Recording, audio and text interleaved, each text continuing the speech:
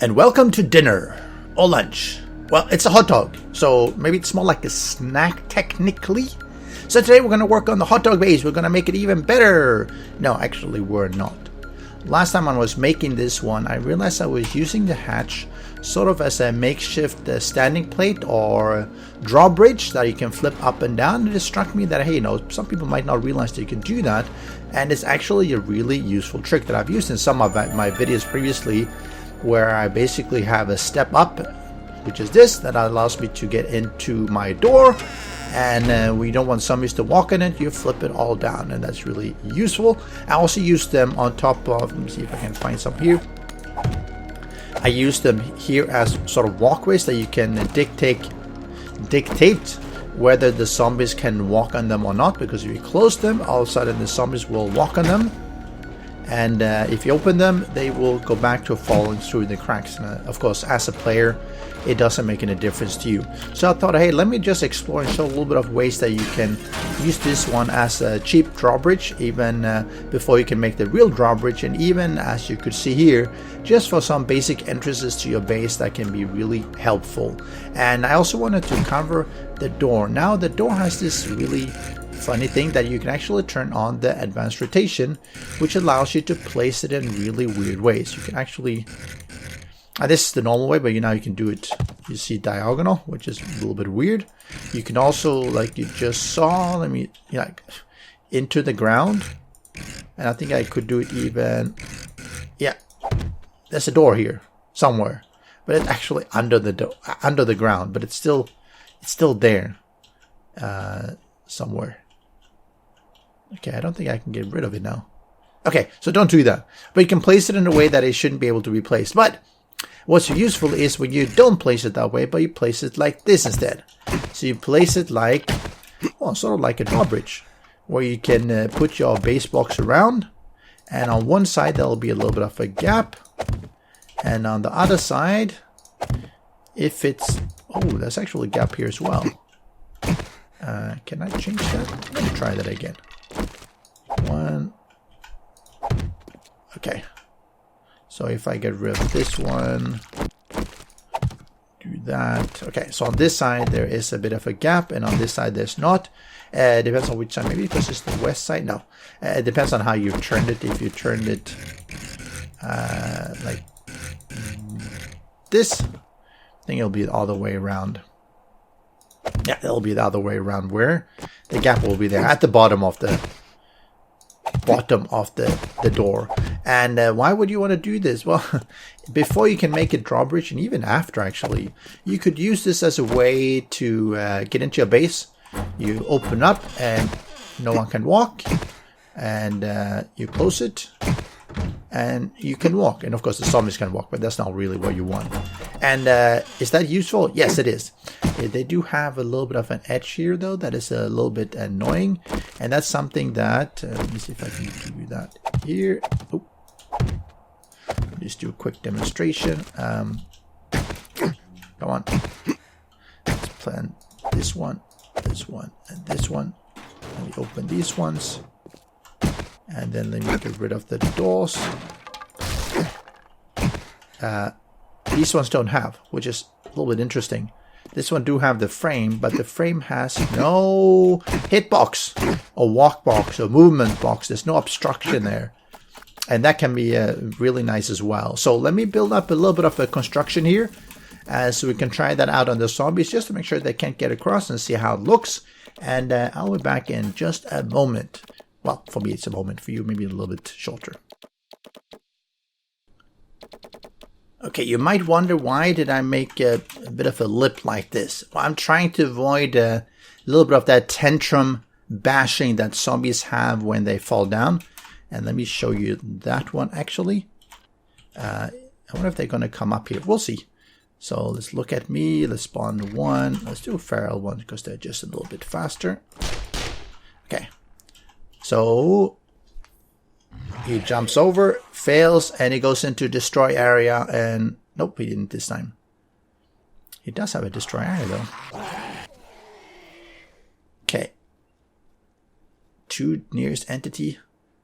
So because there's nothing really right next to him, he doesn't want to really bash anything. You know, normally if I put something below, he will decide that, hey, you know, I'm angry, I'm pissed off, I need to destroy something. But generally, if you have blocks too far away, they decide they don't want to do that. And let me just do this the last time. Oh, now he does. No.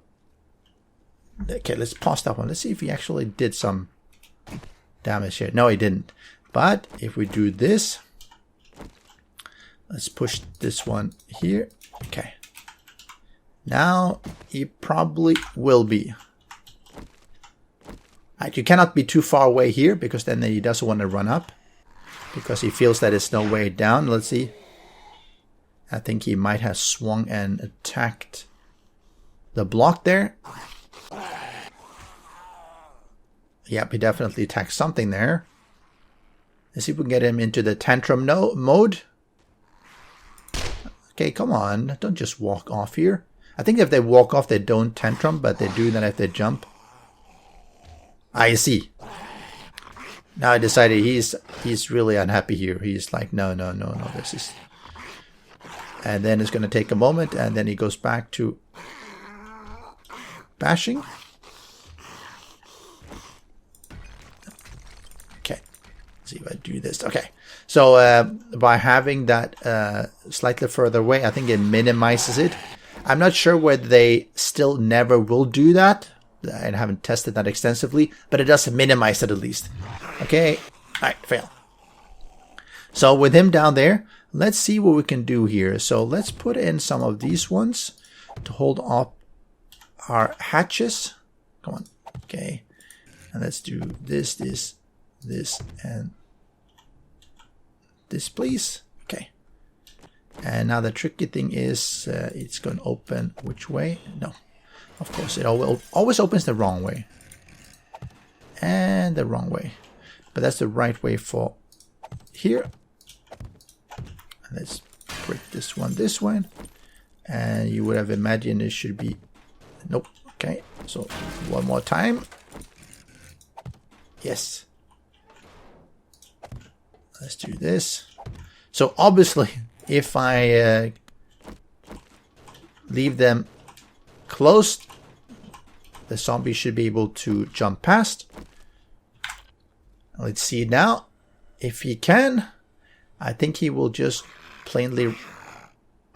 Yeah, he tries to run and jump. And he fails. He doesn't path across the poles, which is good because it means that he will not get across. So this is a very cheap way of doing it. And why would you want to do that? Well, let's say you want to have an entrance to your base. And of course he does the random tantrum on... Well, not tantrum. Sometimes they do that jumping bash. And that's why it's being damaged. It does happen, unfortunately. So the reason why you want to do this is because you might want to have your mini bike inside your base as opposed to always picking it up. And then you want to have your ramp up, and you might want to have the 2 ramp and just not the 1 ramp because this will damage the ramp every time. But you want to have a way to drive across. And then, of course, you want to make sure that zombies don't get in. And this is not necessarily the way that you want the zombies to come and attack you. So if I'm over here, let's say this is at one of the entrances to your base, but not the fighting entrance. If I do this, the zombie might... I think it's just going to start bashing things. Yeah, now he's just bashing things. He's not going to come here and try to jump over because you are too far away. So you could, for instance, have a... Alright. Yeah. You could, for instance, have a garage door or something behind it. Let me do this one. Of course, the garage door is wider. I'm just showing the concept. Yes, I know it's wider. And that would allow you to... actually, you probably want to have something else that is further out so they don't jump accidentally and fall on the lip here. But you get the point that you can use this just to drive over before you have the normal drawbridge. Wow, he actually did get any hit here. Because these ones don't have any, or should not have, any movement boxes. Now, theoretically, they could come up and walk here, but they generally don't. It's very rare because they don't path on the sides. The sides doesn't give them any pathing, but you actually can if you want to. So that's an added benefit. So this is how you use the small little hatches. And you can do whatever you want actually. You just need something to, here on the sides, you just need something to hold up the actual hatches. And what else did I try out? So I normally use the poles because they don't give them any movement box. And they do flagstone because it's easy and fast to make.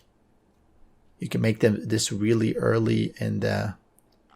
Okay, this one. You could have a flagstone plate, for instance, which will work just fine. You can... This one also will generally not cause the zombie to path across, as you can see. And if I put a... Let's copy this one. Nope. Copy rotation.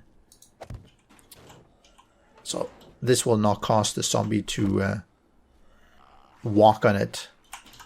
You see here, he's not going to jump over and stand on it. He theoretically, I guess he could, because I think it's slightly wider than... Okay, it's not. I can't even stand on it. So I think it should be safe because they already have that small little lip. And I think even if I stand over here, as far as I can without falling down. Okay. Come on, come. Mr. Farmer, help me out here.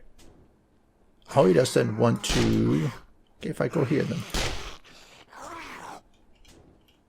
Yes, you know you want it. Okay. Comes up. Let me try if I stand over here. I still don't think he's going to jump up now. They theoretically could, but it's extremely unlikely because unless you are standing right next, they're not going to path across. So that can be really, really useful. No, okay. So let's pause here a little bit and let's destroy this. Well, at least part of it. And let's do this. And then we'll look at... Let me go back to using the pole. And come on. Give me this one, copy rotation. And this one. Now, if you don't want to use the hatches, and I actually like the hatches, you can use the doors. And the doors are a little bit trickier. Okay, advanced rotation. I wish that fixed so that the hitboxes were a bit, how do I put it, better. See if I can get that into a better location here. These ones are not as good for driving across though.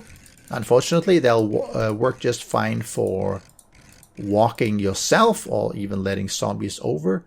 But they're not as good for in case you want to drive over, because obviously you see, you look at the location they are in.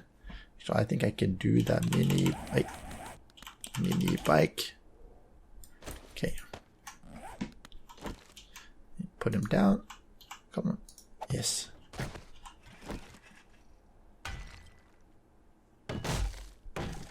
See, he's doing all this damage, and then I can't get across. So this is perhaps not the best way of doing it if you want to have your mini bike, and that's why I like the hatches, because you can actually drive across them. Now, why would you want to consider using the doors? Well, it's because if you want to have a longer distance, then doors might be a little bit more convenient. And I probably should change this one around to, and that's the bit of the problem as well. If you put them like this, they will, let me show you copy rotation again. So if you put them like this, they all open towards the same direction, which means that you have a little bit of this in the middle. It's not necessarily fatal, but let's show how the zombies will path. Does he normally?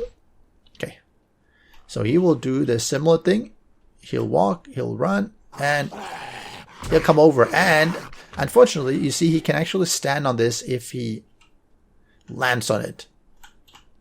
So that's the problem when you're making this too wide. You can theoretically switch them around. Let me see. Normally it should be okay, but if you make it too wide, you have that problem This one also has no movement box.